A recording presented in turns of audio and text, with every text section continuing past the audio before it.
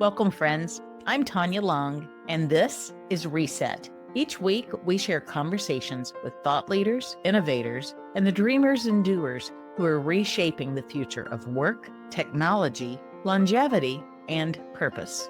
So settle in and let's explore what happens when purpose meets possibility. Oh my, there goes the music, because we are starting today with Reset with Tanya here at beautiful, I always give a weather report, and today it might be more beautiful than ever this spring here in Los Gatos. Beautiful blue skies, the color of a robin's egg. And I'm talking about robin's eggs because I've been visiting with my friend Keshia Theobald-van Gent, and I'm sure that she can say it much more articulately than me. But we were talking about all this shared history we have. We both have a penchant for foreign countries. We both travel in a lot of the same circles. We both have an affinity for shoes. And we both have Airstreams. And I just learned that a minute before the show started, and I thought, oh my God, this is the most horrible time to learn this, because I could talk about Airstreams with Keshia for the next hour. But we're going to talk about resets, because Keshia has had several fascinating resets in her career, starting with she grew up near me. I grew up in Tennessee, and Keshia was between Kentucky and Indiana, so over on the eastern side of the U.S. But then she went to school in the Netherlands, and we'll talk about why, what brought her there. And then she had a storied career from the Netherlands. She studied, of all things, I have it here, she studied, here we go, conflict, religion, and globalization.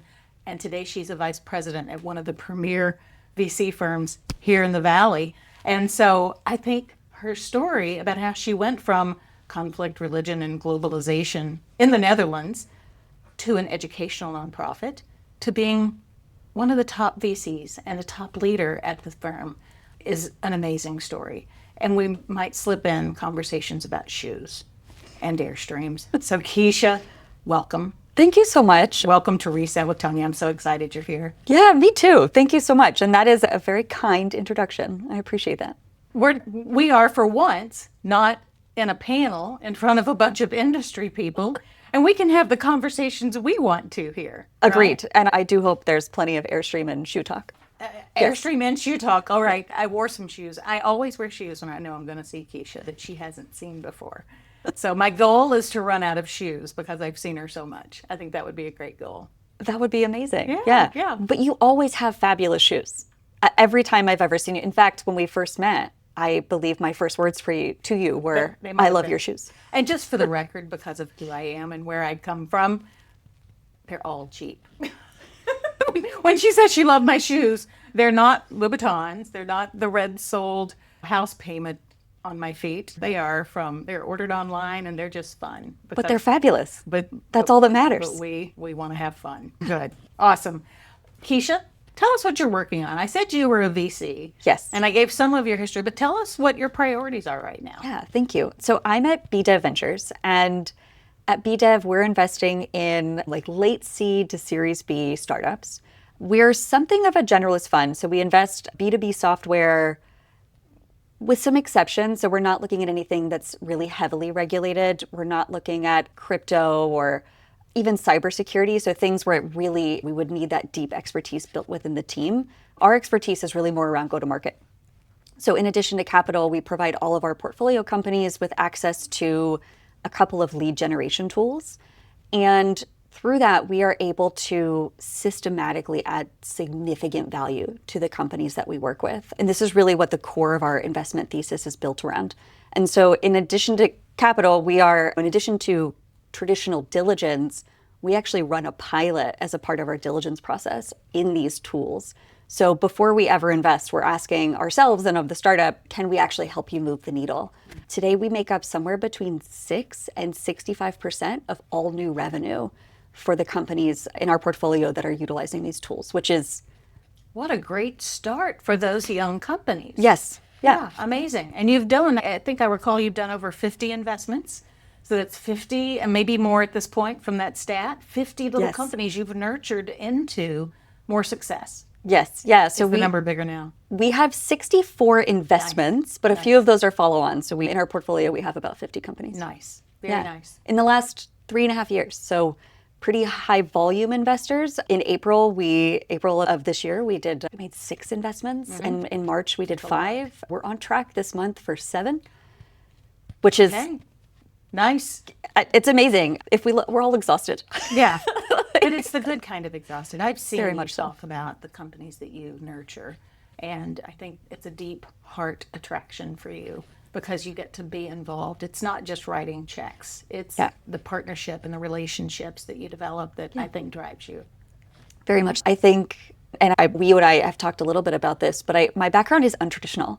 So I did Very untraditional. Let's take it back to school, the Netherlands. Yeah. Religion, globalization, conflict. Yes. Gosh, what a fascinating area of study in your 20s. I'm assuming you did the traditional route age-wise. Yeah. What took you to the Netherlands from Kentucky, Indiana? And of course, it's always a man, so it's probably a man. I hope it was a man with you. It was.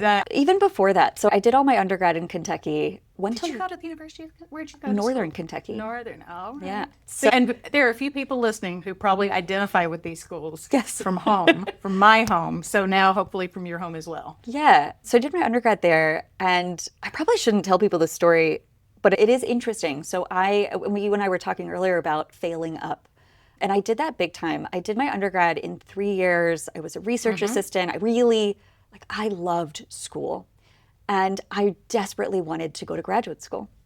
And this is right, 2008, jobs were non-existent anyway. Oh, 2008 is not a good time to come out of school. I was already well into my career at that point. But yeah, it was a hard time for everyone. It was rough. And so I really wanted to go to graduate school. And I could not, for the life of me, get a decent score on the GRE. I took it multiple times. That's amazing. I love it. I love this. I studied. I even took like the prep classes where you're actually like really studying test taking. And I could not get a score that would get me into any graduate school that I was interested in. And I took the LSAT. I was graduating, I think, cum laude, and the university paid for, there was some program where it was like, you got to take the LSAT for free. And I could not repeat this, certainly couldn't do it now, but I got an amazing test score because I had been doing all of this prep for the GRE. Oh, interesting. And then I killed it on the LSAT. I went to law school.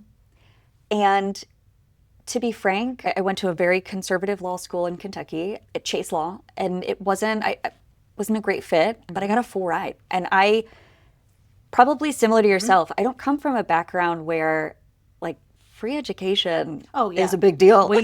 You and I didn't get Stanford MBAs because we went where we could. I'm not sure I knew what Stanford was at that time. Yeah, we didn't Yeah. understand the impact. Certainly not. And maybe I understood it had a football team. But they don't. I'm sorry. I'm saying that to all my friends out there. My apologies. Yeah, I went to law school, and it was a really poor fit. So I took some time off. It was supposed to be a year. I moved to Laos, worked for an NGO, taught English, among other things. Laos? Just an interesting environment, or was it the impact of your work?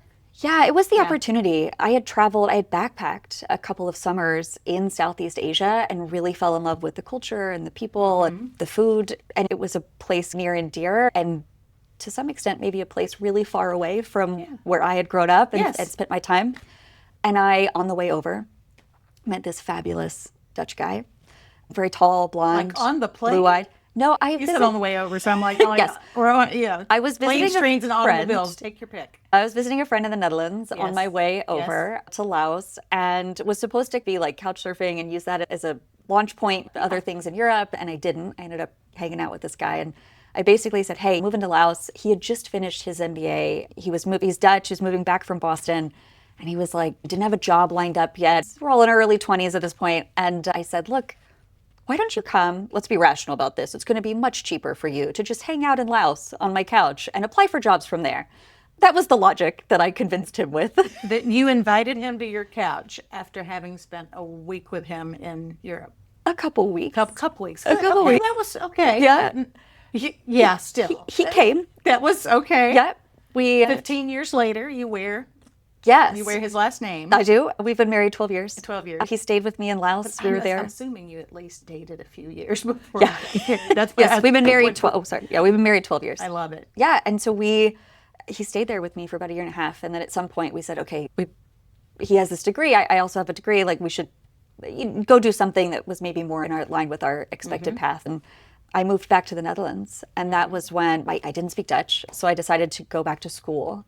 And I studied conflict, religion, and globalization, as well as business. So I did an honors program in business as well. So what I pull from this thread is, did you get your JD? No. So you went to law school. You didn't enjoy it, so you moved on.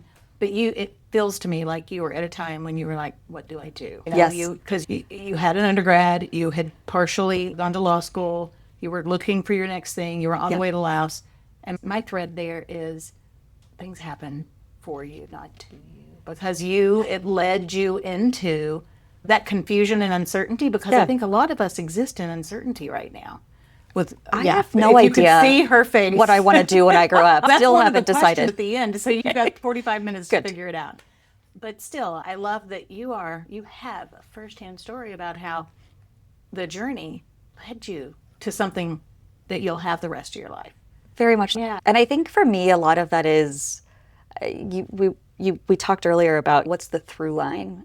And I genuinely sat and contemplated this last night, and I was talking to my husband about it. And I think for me, the through line is probably a combination of service and learning. So even going to Laos, all of that was really about service, right? It's about giving back. You were in the AmeriCorps. I was in AmeriCorps later on, yeah. So that's been an important thing for me, but also learning. I love, and it's actually why I like venture, because I get to kind of perpetually be if I can say this, like the dumbest person in the room. No, Founders. I think you're brilliant for knowing that. Knowing I don't know anything about their technology. Yeah. And what a privilege it is to be able to learn about it. Exactly. And learn about so many things and not be stuck with them. Yeah. And I think that's why you and I get along so well, because I think that's a trait that we share. Well, wait. You're only a couple of months into your Airstream. I have been humbled by that process, but it's been so much fun. The Airstream is so much fun. I just got back. We did a week in the Eastern Sierras, and ours has a standing desk in it. So hold it Eastern, so you went over. Yeah, we did. Because Bishop's Reservoir is one of my favorite little places in the Western Sierras. You may have gone through Bishop. We did. We were in Lone Pine and then up toward Mammoth as well. Yeah. But today with satellite internet, you can work from anywhere. Yeah.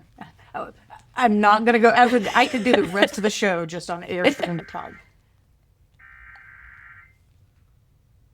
I think we're having a silver alert. Okay.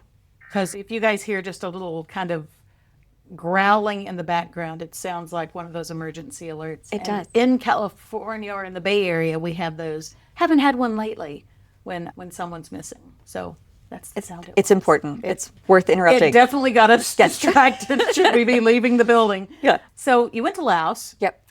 With an additional piece of luggage you didn't expect for a year and a half. What do you feel like you brought back from that experience that you've, besides, is Daniel your husband's name? Ari. Thank you. Yeah. There's another Daniel that has this. So Ari, besides Ari, what did you bring back from Laos that mattered? Yeah, I think for me that Laos was deeply humbling. Yes. Deeply. That's my experience with India. Yes. Yeah, and I've spent some time, not as much time obviously as you in India, but I've spent some time there, and I think it's similar. I really had the opportunity to work with people from a very different background who, in large part, in the population I was working with, who had materially significantly less than I had grown up with. That just poverty exists on a very different level than I had experienced it here in the United States. And I think for me, it was a major mindset shift to understand the global world and understand that problems exist so far beyond the scope of what dress I should wear or what's going on with so-and-so down the street. And I think, because I had grown up in a fairly small community, and that is in many ways a beautiful, wonderful thing, but also very limiting in your exposure to the world. I think I'd like to think it made me a kinder person and a better person. I'm sure it did. Yeah, that was my experience. Yeah. I would go to India like every month. I'd be there for a week or two, mostly a week. But I found that when my time extended, like during the holidays, that I didn't go back, I got edgy because being in India made me more grateful. It made me realize instead of being so pop, got to get it done. Very much. There weren't the resources or access. You had to wait. Yeah. And it wasn't humbling as much as I was humbled to see people so happy with their lives who had so little compared to other parts of the world, but they didn't need it. They had each other and they had their traditions, and relationships were so deep. Yes. And that's what I think the experience was probably similar for you. But I got edgy. When I'd be here too long, I knew I needed to go back to India because it made me appreciate what I had.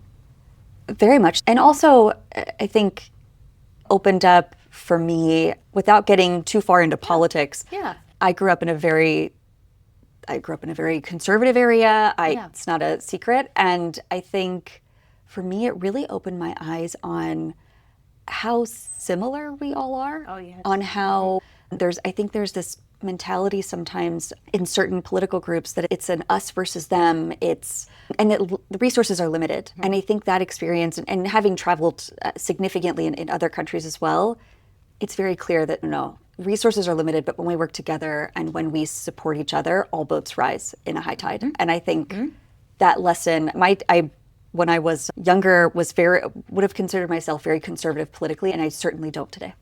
And I think that experience really shaped that. It does. That's amazing. I'm going to break for just a quick second to do a quick station ID. We are at KPCR LP 92.9 FM in beautiful Los Gatos. That sky has not changed. It is still bright baby blue. Also calling out from sister station in Santa Cruz, KMRT LP 101.9. So back to us, Keshia, and Laos, and how it changed your heart. You came back from Laos, and after coming back from Laos, is that when you started your own startup in the educational world? So yes and no. So I was in the Netherlands for a few years, did my graduate work there, and had a small business there. Working. So you've had that entrepreneurial experience that you now shepherd. I love it. Very much. And then we had an opportunity. Actually, it's funny. Silicon Valley was not on my radar. Again, not.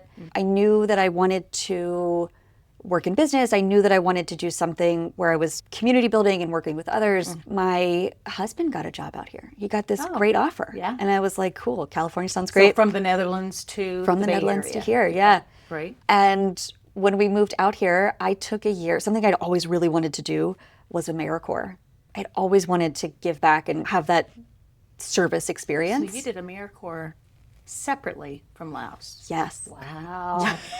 Yeah. Wow. Okay. Yeah. So my first year in the Bay Area, I did AmeriCorps. I think I made, don't quote me on this, I think it was like $19,500 for the year. That's what I made running the dorms 35 years ago. Yes. Yeah. And if anyone's listening and they're familiar with housing prices yeah. in the Bay Area, Yes. that was not, yes, it was. What did you do? Clearly the salary is shocking, Yes. especially in the framework of how much it costs just to live here Yes. compared to other places. But what activity did you fulfill? So I ran a program for a nonprofit called Playworks, and I was a community organizer for them. So I worked with low-income elementary schools in East Palo Alto. I love all these breadcrumbs. And their motto and their mission is power through play. So through games and some recess, but think more like a gym class, really building out some of those cooperative skills that students need, especially in those areas. And their outcomes are amazing. So if you're interested in this at all, anyone listening, Playworks is a really great organization. Can't say enough good things about them. Is it WORKS or Yes. Sometimes there's funky spelling. So just how you would expect. Just how you would expect. Okay. And I did that for one school year. So it's 9 months or 10 months or something to that effect. And then at the end of that, I realized that it wasn't, even though there was an opportunity to maybe stay and become an employee for them, that wasn't something I was interested in. I worked with a principal that I met who was doing their postdoc at Stanford, and he was an elementary school principal in East Palo Alto at the time. And he and I created Dialogue to Learn. And basically our mission was, this was an ed tech company, and you have to remember, this was at a time when ed tech was like, Coursera was getting funded, like ed tech was. So it was a big time big. ed tech. And Were you big? in retrospect, I knew No. I knew what the answer had to be, but let's talk about it. yeah, Because I know it was a great experience. it was an amazing experience. And it really launched me, in many ways, launched my career into what it is today. But I think I built this company. It was focused around literacy. So we were pairing students in low-income elementary schools with tech professionals. Okay. And I had worked with volunteer engineers to create an app that connected these students and professionals over email, but it was very safe. There was an extensive back end for teachers. And that process of managing a product roadmap, that process of fundraising, because I was still fundraising, the process of creating partnerships with the schools, school districts, other nonprofits, because we were working with like the Boys and Girls Club, after school programs, stuff like that. And then also with all of the tech companies. Yes. It was an amazing experience. I learned a ton. I did it full time for about a year, got everything set up, and then transitioned to a board member. So it was not, Okay. the intention was never that it was going to be my full-time role. I knew that, but it was something I felt could just add a lot of value to the community I was working in. We're not even halfway through your story, and there's that thread for you, that theme of you keep moving because you make your impact, you have your value, you establish and make something establish or make something better, and leave it in good hands, and then move on. Yes. And I love that about you. I was surrounded in tech by, I've been managing QA for hardware for 30 years, and you and I don't sit still. No. In fact, sometimes when people, and I have a ton of respect for people who can stay somewhere and can really operate. Develop that domain depth. But my God, I think I'd be bored.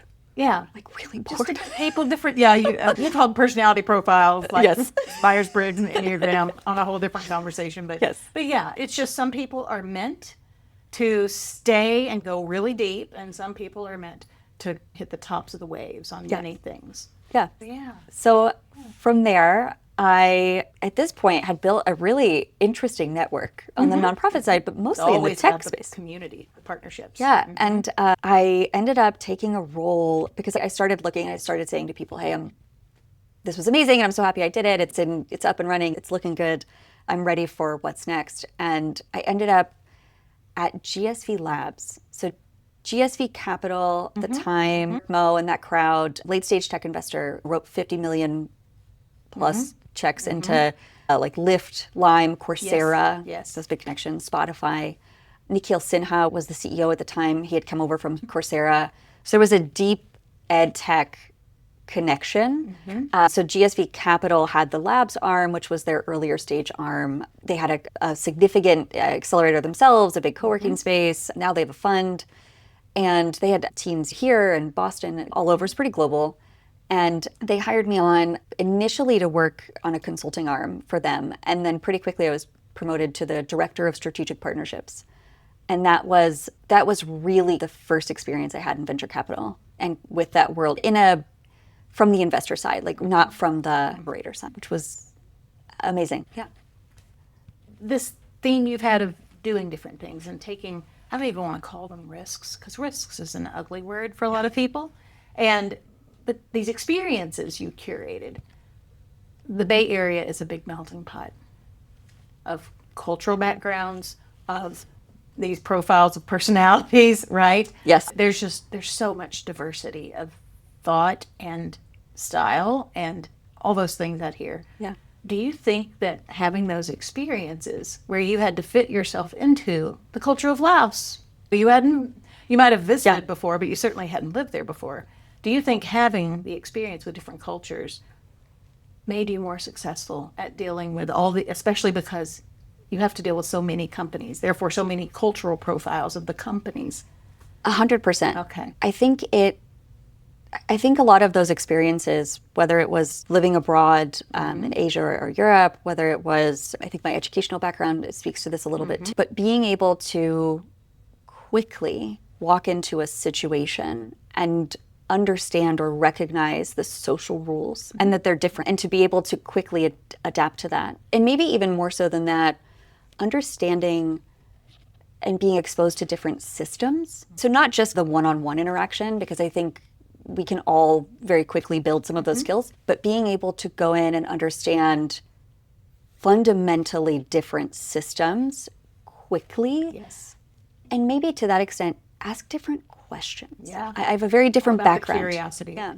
And I want to step into that systems thing, because systems, for some of the people listening, they might immediately go to the mechanical technologies, but there's systems of people, like a company. I'm a Yes.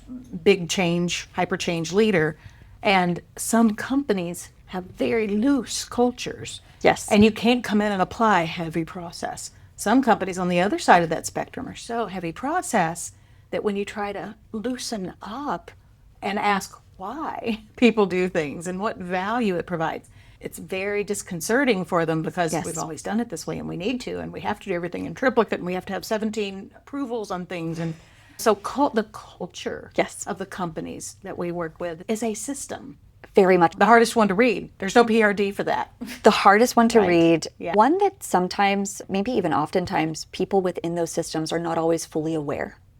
So it's not, Stated, yes. yeah, if you sit down and you're getting that upload, whether it's a new job or a company that you're talking with, oftentimes people within the system for them, it's normal. It's just normal. It's just this, of course, this is what we do, right? I think that's often why it can be very difficult to understand some of even just the hierarchy. So there's a formal hierarchy often. Yes. And then there's where power sits, which is, in my experience, somewhat similar to the formal, but typically not exactly the same. Yeah. Yeah, I enjoy that type of thinking.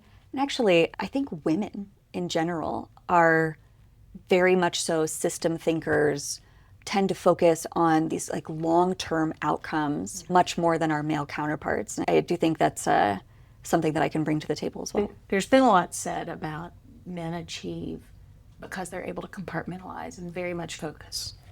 I came up during a time when I was almost always the only woman in the room, and I loved it because I was so uniquely differentiated in what I focused on. And I existed because I could go really broad and manage very broad rather than those really deep vertical slices that I think male thinking often prefers to be very linear about what I focus on, what I do, how I'm measured. And for me, my personal power, my heart is in how do I help lots and lots of people. Yeah, yes. And I don't know I think my take on that is it's probably not so biological as much as it is, that's how we're socialized as children. Guys get Legos and girls get dolls. So girls are often encouraged. More collaborative, and that's possible. I still think there's some genetic, biological probably predisposition to. Yeah, because but still, it's always nature and nurture. It is nature and nurture, but we will say this: women have, I think, I'll say it. I think women care more about the breadth and all the dimensionality of how are people reacting to ideas, how are we communicating purpose, what are the layers of things people need to know to enroll in something new, where men can be very, this is the roadmap, and it's why? Yeah, I think, and I will say, I think women are definitely socialized at very young ages to be more cooperative and to think about the group and think about others. We're often socialized to be caretakers. Yes. Yeah. And I think that is 100% how it translates into the work world or business world, is I lead with empathy. And sometimes maybe even to a detriment, right? Sometimes I care maybe even too much, in the sense of sometimes I envy some of my colleagues that are able to just be like, nope, and walk away. This is my box. This is my box. Yeah. Find somebody else to do that. It's outside my box. Yes. Yeah. Something I'm still working on. Still learning that one. I get it. We'll have more conversations on that. We will. Yes. But first, it's time for another station ID. We're at the bottom of the hour, and we're at Pirate Cat Radio, KPCR LP 92.9 FM in lovely Los Gatos, and sister station KMRT LP 101.9 in Santa Cruz. And we have a program this summer that we're putting on for those of you out there who have teenagers and you're wondering what you're going to do with them now that they're out of school. And we are doing a radio camp starting on June 9th to bring 13 to 17-year-olds into the studio. And it's over the course of several weeks. We will teach them to put on their own show. Now, you might say to yourself, my kid's not going to be a radio host. No, but they're going to learn to speak, and they're going to learn to organize. and it could lead to a podcast for them. So I think there's lots of applicability. I've had some adults say, we want to come. We'll figure that out later, but there is a program this summer. Look online at kpcr.org if you'd be interested in sharing that with your teenager to see if it's something they might like to do for a few weeks this summer. So, That's awesome. yeah, I think it is great because you are such a clear communicator and a delightful communicator. I've seen you lead discussions as a panel moderator. I've seen you be handed the questions as a member of panels or even as a solo fireside chat. And no matter what environment you're in, the way you present yourself is always so authentic. That is very kind. Thank you. It's true. It's not kind. It might be kind, but that's because there's good things to say. And it's a skill. It's a skill that I think you and I probably started curating a long time ago. Yes. I was a lifeguard all through high school. And as weird as this sounds, I think a lot of it goes back to that and giving swim lessons and just being able to, and I think this is something a lot of people struggle with, being able to be loud. I won't do it here because there's a microphone. And can imagine that would be hard on everyone's ears. But being able to be loud and still happy. That ability to translate ideas simply. And I think so much of that goes back to childhood. So I think the radio opportunity for kids is really cool. Yeah. And kids, many people are so into podcasts these days. That's I true. think for them to come out of that with the framework to build their own is pretty amazing. We were talking about all this variety of things you've had that led you to venture, but you were an entrepreneur before you came into venture. Yes. So you've sat on both sides of the table. Yes. What does that duality Yeah. help you do as you nurture other companies into their own maturity levels? It's a really good question. I think fundamentally, as weird as it sounds, I've cried those tears. I know how difficult it can be to build, to have limited resources, to not make payroll, to empathy. back to empathy. I do think I ask different questions when I talk to founders than a lot of my colleagues. And I think a lot of it goes back to, I understand oftentimes when you hear stuff like it's on the product roadmap and you're like, okay, cool. Why is the order this way? I think sometimes if you're coming straight out of business school and you don't have that experience of accepting reality a little bit, right? Yes, no, we know that's important, but we haven't done it yet. And here's why. I think there's also an element there, certainly empathy, but also there's a human element that I think sometimes is lost in venture. I make it a point, I try really hard to respond to every LinkedIn outreach, all of my emails. It's overwhelming sometimes. It can be very overwhelming. But it's a priority for you. Yeah, and because at the end of the day, I've been there. And even if the answer is no, I try to say why. And I try to give genuine feedback. And I think that is at times very much so lacking in the venture community. And oftentimes because the feedback is, if we're honest with ourselves, we're not going to invest. We found a different company that's just a better investment for us today. And that can be very difficult feedback to give a founder, but it's meaningful and it's helpful. And I don't see enough of that in our ecosystem today. That kind of human approach to, you're a human, you're not just a founder, I'm not just an investor, we're both humans, let's have a conversation. Because you've done the journey and you really appreciate how complicated it is to be an entrepreneur. And I'm sure it affects you when you see a story, because people are stories. Yes. And they're just not ready at all. Because I think we are all, no matter what vertical we work or live in, there are times when we have to tell people, we want to tell them yes, but it's just not something we can sign up for. What's your advice to people on helping, on saying no and protecting your own boundaries? Yeah. And versus keeping them whole so that they grow from it. What's your advice? It is such a good question. The truth is, I'm probably not, I don't know. There are very few people who are really great at this. It's hard. It's difficult to tell people. When you're good at it, you're mean. When you're comfortable saying it, you often come across, I think. As mean, yeah. Yeah. And I think I've gotten, but look, the reality is a lot of my job is saying no. I'm sure. Yes, I often tell our associates, so I lead I lead our investment team at BDev, and as well as our operations and product team. But oftentimes I'll tell our associates, your job is twofold. Your job is like when you're communicating with the founder, you are equal parts gatekeeper and salesperson. You're a salesperson. Sales is everywhere. We are. I hate that, but yes. It is true. I am trying to convince you, if I find an amazing investment, that I'm the right investor for you, that I can help you, whatever the argument might be. And it is somewhat sales, but the majority of the job is gatekeeper. It's being able to say no, in many cases saying no very quickly. Yes. Which I genuinely, even though it doesn't always feel nice, genuinely think it's a kindness to say no quickly. To not lead people through long, arduous discussions. Yes. And expectation building. Yes. If you know the answer is going to be no. Exactly. So I don't want to give the impression that I don't royally make people very upset sometimes with my feedback. I do. I absolutely do. We've had founders before that have gotten really mad, but I try to be genuine. I try to be honest. Because I do believe in the end that will be the most helpful thing, even when it's hard to hear. I love it. Yeah. I love it. I as segueing into other conversations, I didn't mention in my intro that you were just recognized as a 2025 Woman of Influence. Thank you.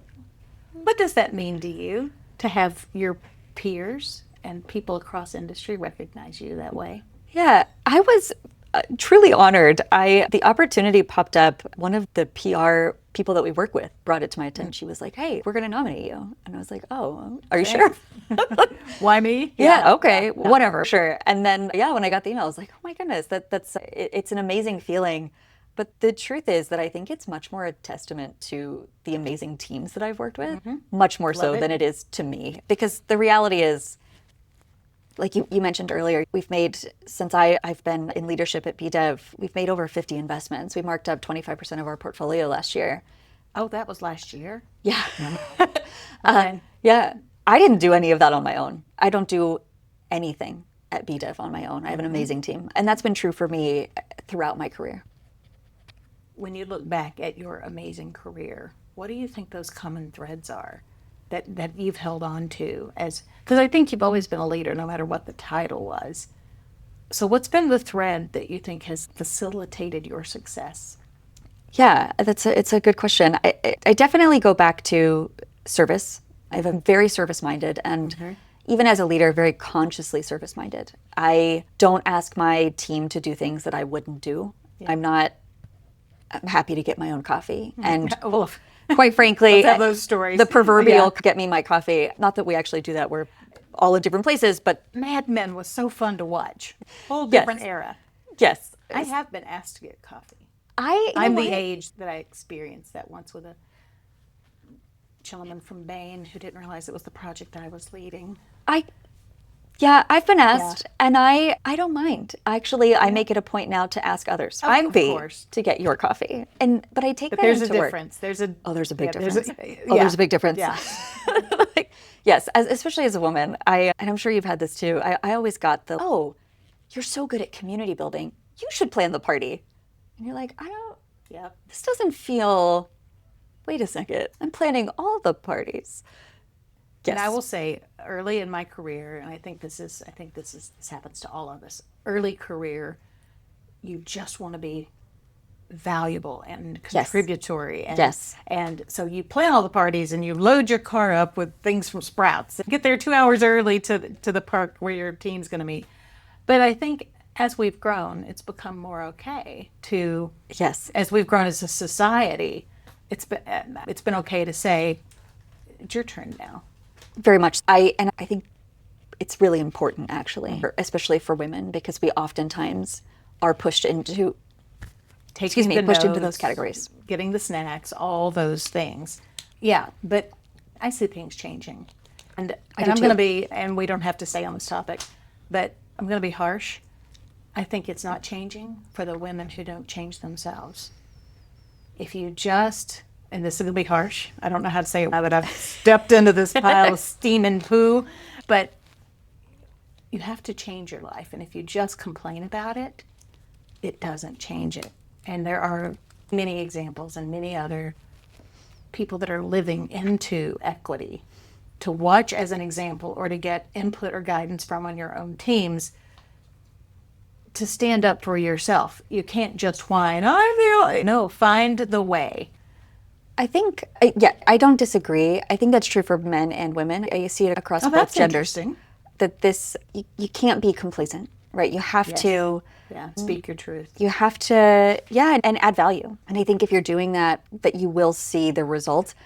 I think Silicon Valley, like when I moved here, this was pre-Me Too. It was a different culture. I actually think the culture in Silicon Valley has changed significantly in the last decade. I would agree. Yeah. We used to have, and I won't say where, but I'll say I worked at a company, a lot of founders, and we had beer and wine on tap. Oh yeah, this was common. Oh, and also common, like Thursday noon. Oh, come on, let's have a beer. And then the beer continues. I think, this is not to say there's not still a lot of drinking and partying happening, but I do think it's a little more contained today. And I think that does provide more opportunities for women. I feel like as a woman, I often felt left out of some of that because you didn't play golf. You know what? Do you play golf? Not well. I have clubs. Oh my gosh. Okay, we've got CrossFit in common, Airstreams, and we're both poor golfers, but it's a nice walk. I have not played in years, but I was actually on the golf team all through high school. Oh, wow. So you are better than... No, I'm not. This is really embarrassing. I took my team as we just had a big offsite at the beginning of April. It's like our fun activity. We were together for 3 days. It was really intense workshops. And so one afternoon, we're like, let's do something fun, kind of bond over not... Driving range or putt? Top golf. Oh, top golf is fun. I was so embarrassed. I had the lowest score, and everybody was like silently judging me because I was like, oh, I played golf all through high school. Like, I'm probably still okay at golf. No, it turns out it's not a bike. If you don't practice, you will lose that skill.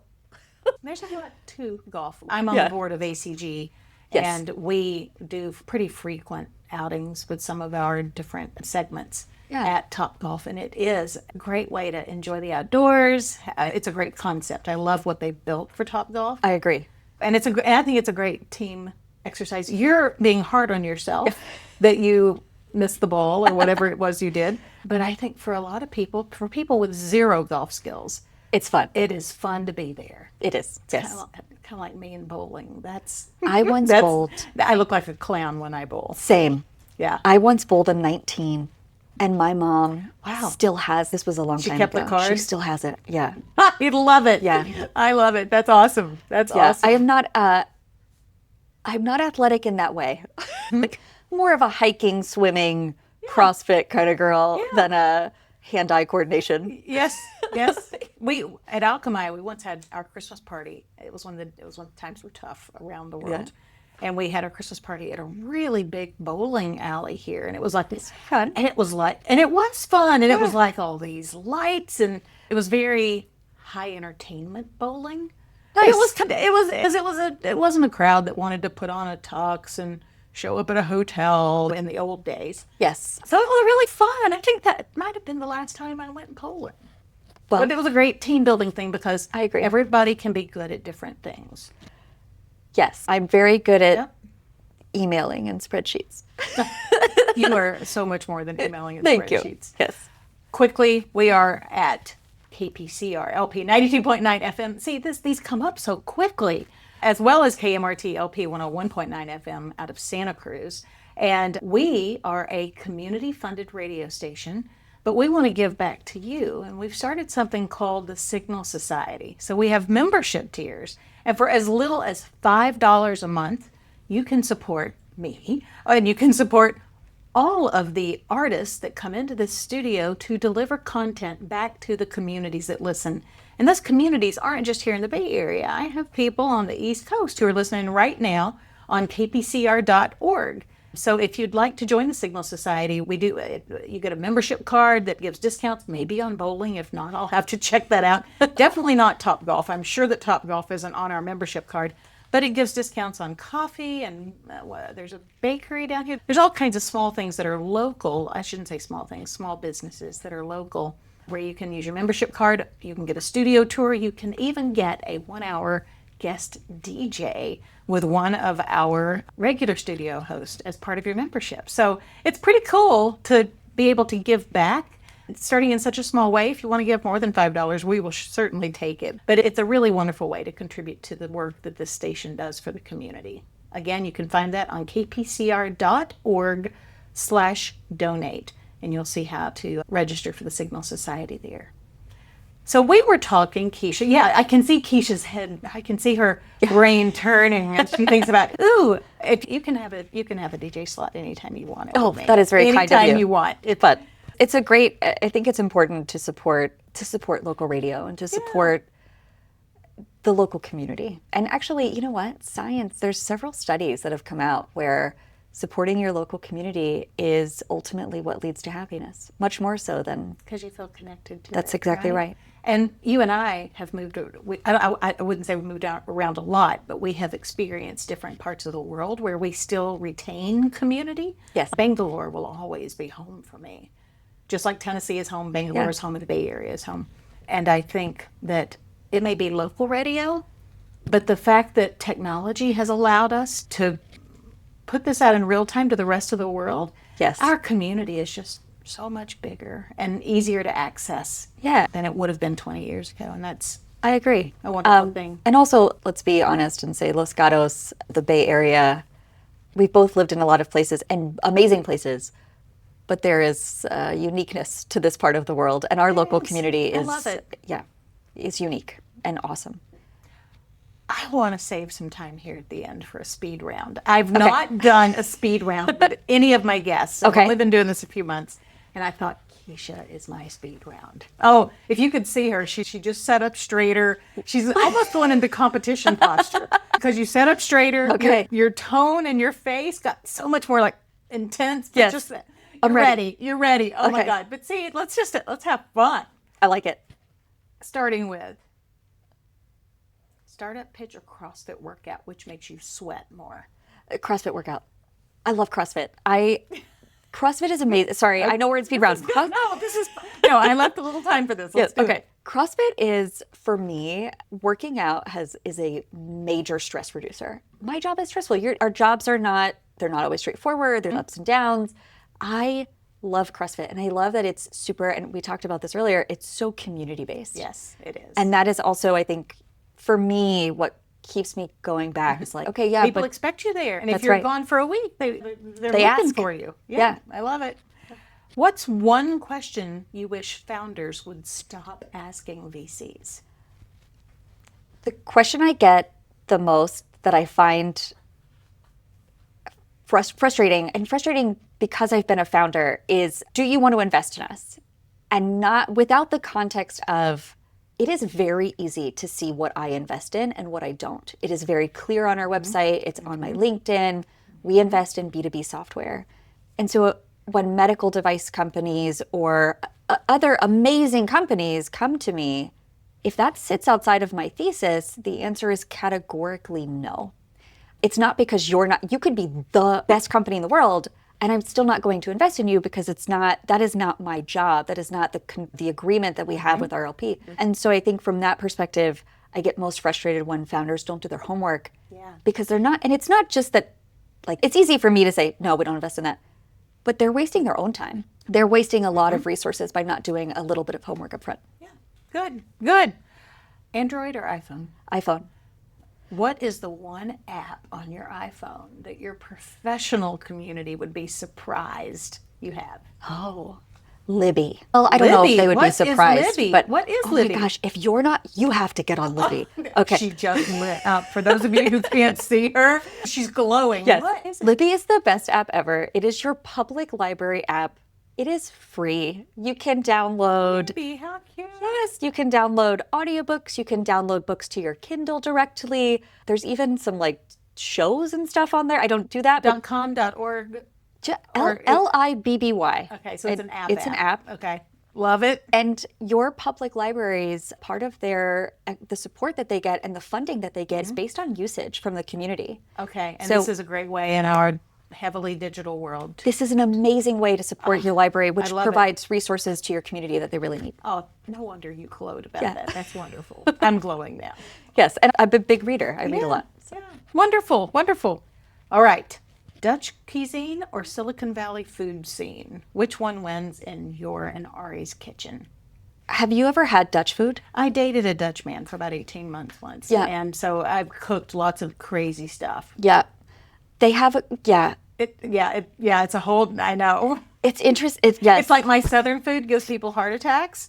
So much grease. And Dutch food is just heavy.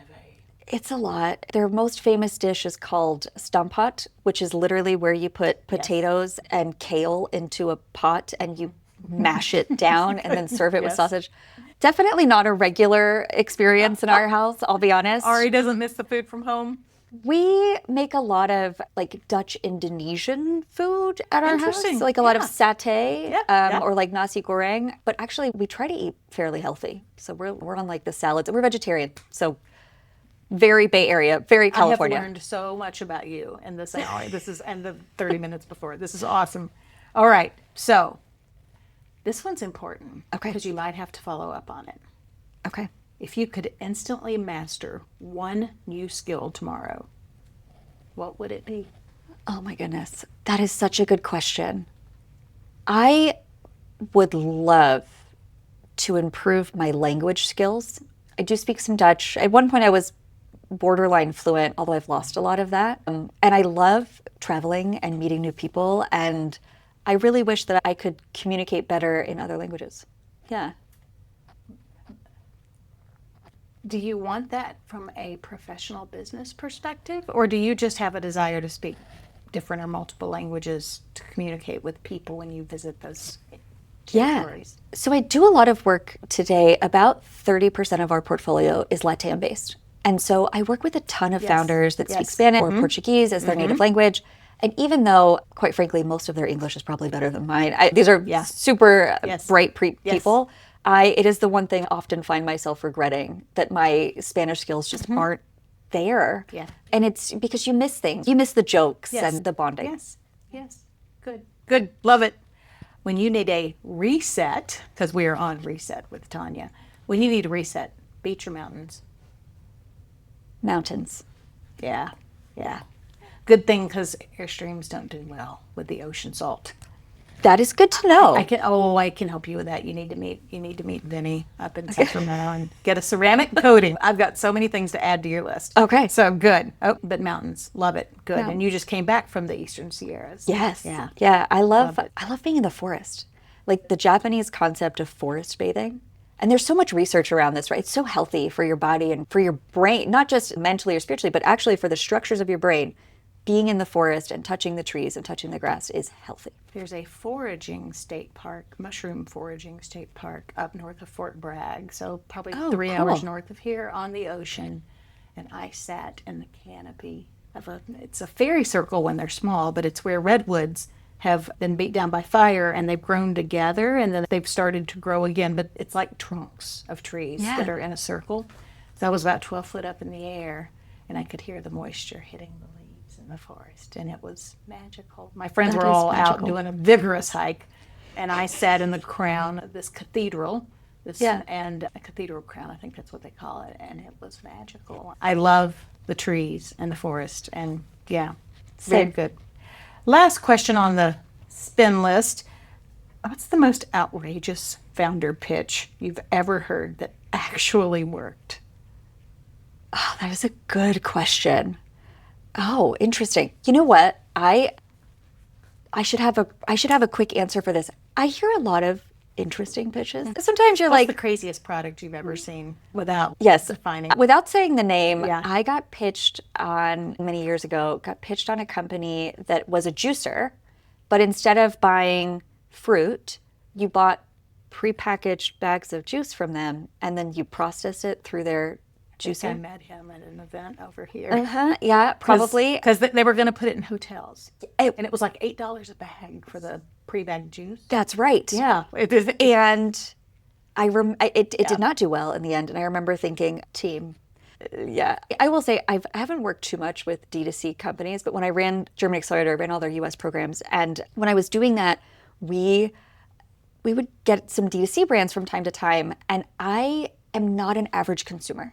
I try to be very sustainable. I really make an effort to buy less and be very intentional with my purchases. And we would get pitched on things and I would just, and some of these companies, and I won't say names because that would be very rude, end up doing very well. Yeah. And there's a few There's examples. a market for nearly everyone. Yeah, but I can remember sitting in pitches like, who would ever buy a water bottle with a scent? That's insane.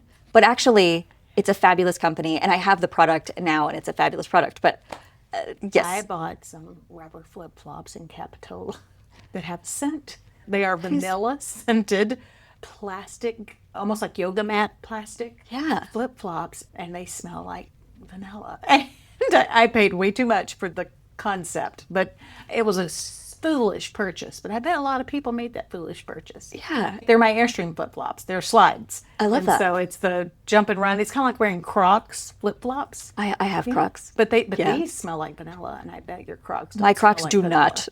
Love it, love it. All right, as we wrap up, where can people learn from you, watch you, even get in touch with you if they meet your thesis and have done their homework? Yes. But where would you like people to watch for you? So I am on LinkedIn, and I respond to almost all of my LinkedIn outreaches. And you can find me. One of the fun things about being Keshia Theobald-van Gent is I am the only one, probably in the world, but definitely on LinkedIn. Look me up. I'm very easy to find. Keshia. Well done. She did that from memory. I did not look at my notes. Because my name is difficult to spell. Yes, Keshia. My last name is Theobald hyphen VAN space GENT, which is why I'm the only one.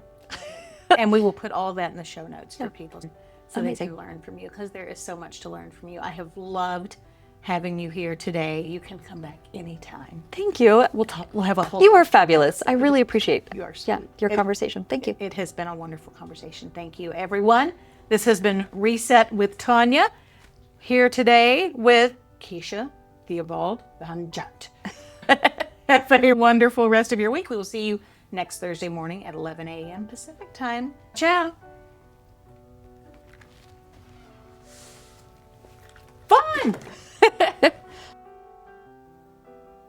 Thanks for joining us on Reset.